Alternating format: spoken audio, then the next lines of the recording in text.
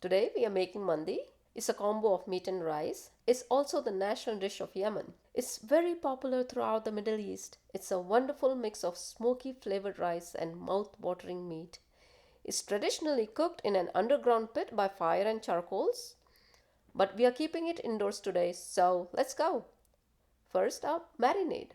We're gonna marinate 1 pound of boneless beef with about 10 leaves of mint, 2 teaspoons of ginger garlic paste, 1.5 teaspoon of salt, 1 teaspoon of chili powder, quarter teaspoon of garam masala powder, 3 pinches of ground nutmeg, and 2 tablespoons of olive oil.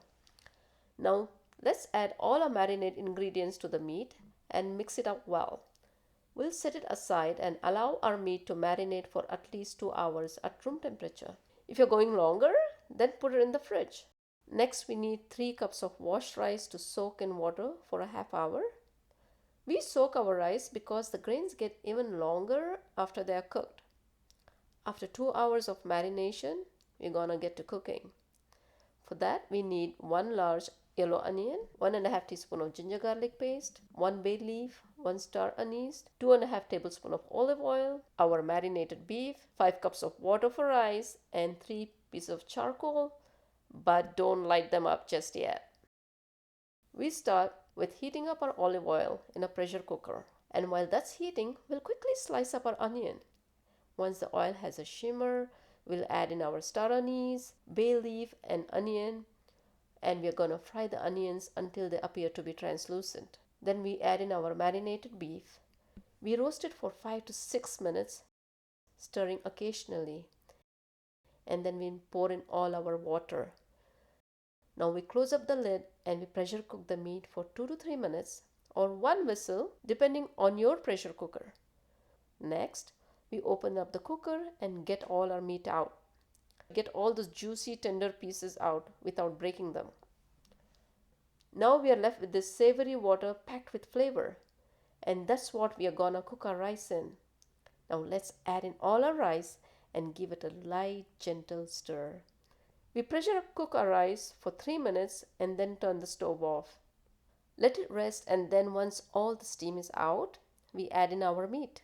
For added flavor, take a tablespoon of ghee or clarified butter and swirl it in there around the edges and over the top.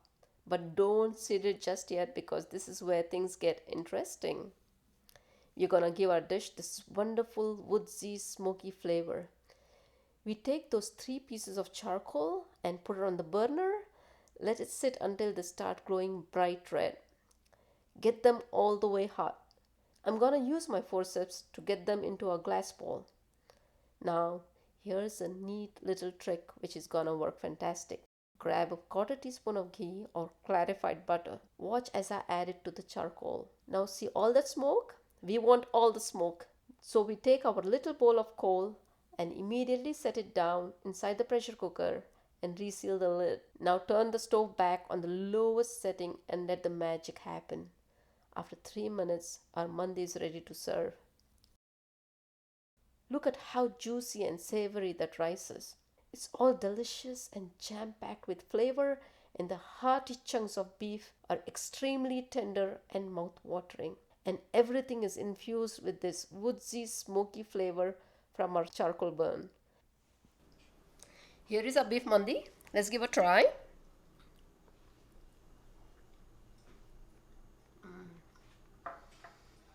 So delicious and mouth-watering. Definitely give it a try at home and let me know how you liked it. See you in the next one. Bye.